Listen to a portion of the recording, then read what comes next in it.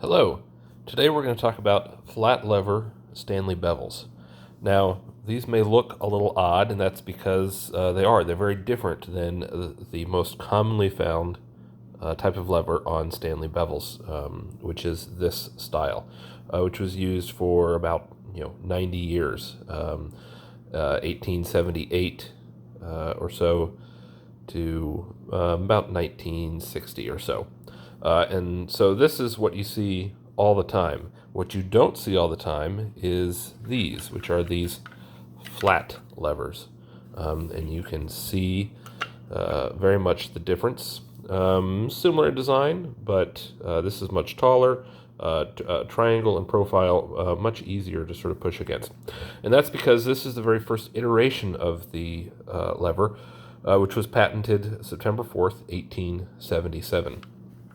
Now, prior to that, because Stanley was offering bevels from 1857 until this introduction of the lever in 1877, was just regular old wing nuts like this. And I have another video that talks specifically about the wing nut designs.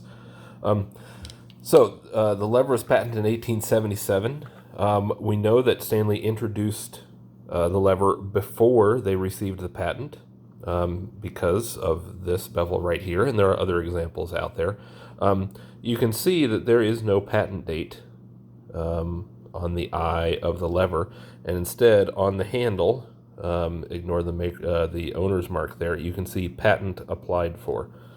Now, once the patent was received, the levers stamped the patent date around the eye of the lever. And if you're wondering about the two sizes, these are the same. It's just the different sizes of bevels required different sizes of levers. They had a small and a large size, and so these are out there. They're not they're scarce, I'll say. Obviously, I have 5 of them here, so they aren't too hard to come by. But I find them very cool.